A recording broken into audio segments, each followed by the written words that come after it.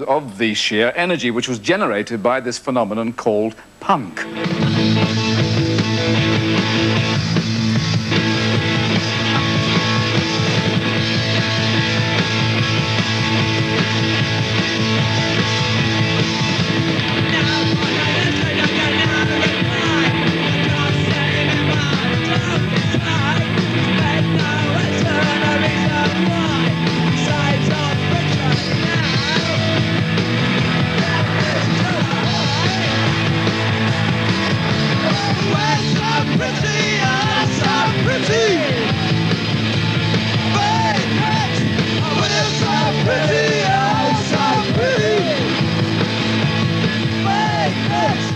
Most of the energy seemed to involve the cameramen and the audience there, but we saw Glen Matlock on bass guitar.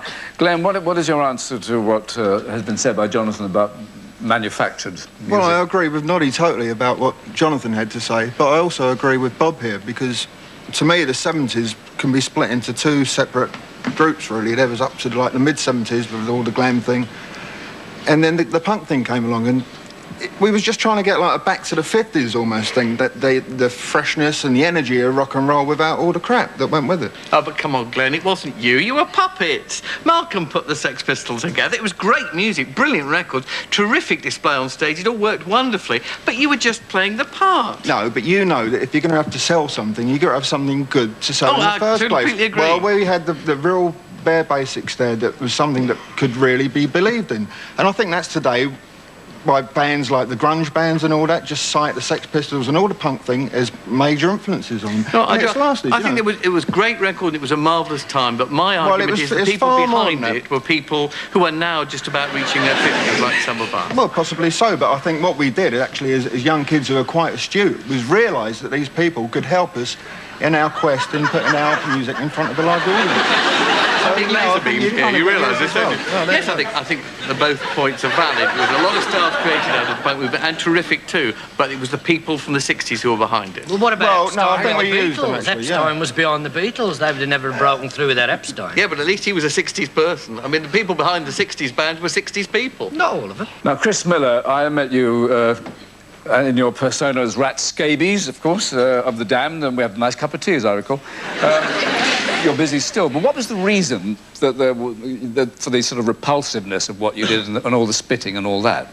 Was that part of youthful expression and fun? Well, I don't know about, you know, why people did it, but I do know that the one thing that was important about it was the fact that any of the current stars that were around at the time, the people that were regarded as highly talented musically, which were like Emerson, Lake and Palmer, Yes, Genesis, those kind of guys, you weren't allowed to go and spit at them, shout at them, and what's more, you couldn't stand next to them at the bar before a show.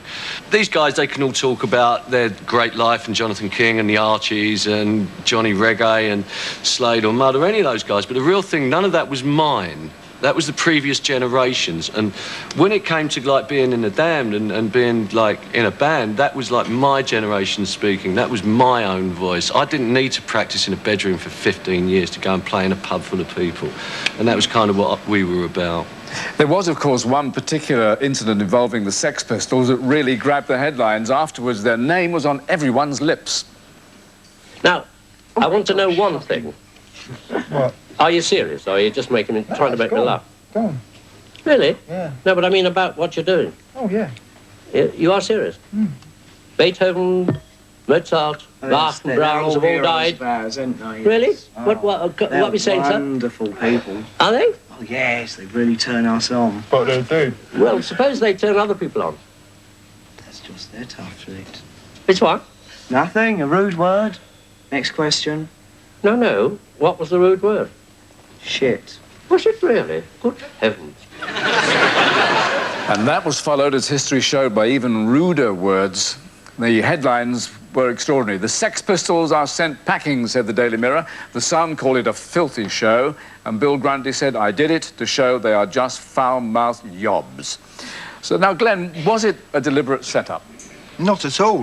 We was rehearsing to do this thing called the Anarchy Tour, and as I understand it, we only got the show at the very last minute because Queen had pulled out.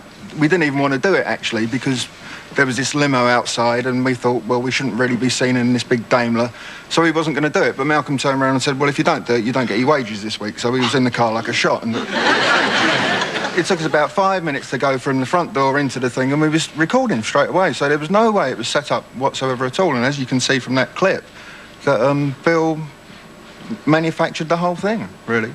I think the whole thing with John just backing up what he said was that it was a no-nonsense approach, and he wouldn't be pandered to or I don't know quite what the right word is, but made to look stupid in front of somebody of the older generation. He just backed himself up, and that's what kids liked. They could identify with that.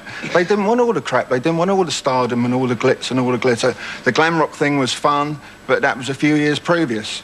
And now they wanted something new. There was a different climate in England, and kids wanted to pick up on what we were doing. We didn't sort of manufacture this whole thing. We found that as soon as we started playing, there was a whole coterie and a crowd of people who were really looking for change in the music scene, and they just gravitated towards us. I'm pretty sure I know the answer to this, but Jonathan, are you prepared to concede any of these points? Oh, my point is the same. I thought punk was a marvellous time and lots of great music. Was it manufactured or was it natural? I thought it was manufactured. They say it's natural. Fair enough. We agree to differ. Thank you. Well, music is always the strongest way of recalling any period, and as our studio could well do with a bit of refurbishing, I'm going to do the decent thing and ask the damned, just for old time's sake, to smash it up. From the 70s, goodbye.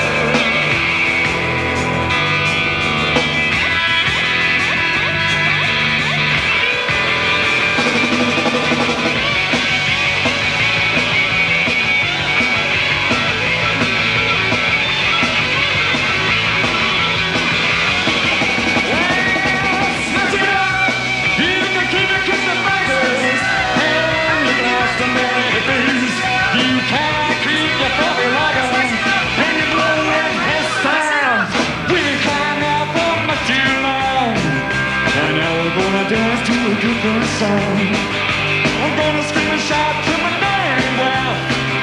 I'm gonna smash it up till there's nothing left. Ooh, smash it up. Smash it up, smash it up. Ooh, smash it up. Smash it up, smash it up. Smash it up. Ooh, smash it up, smash it up.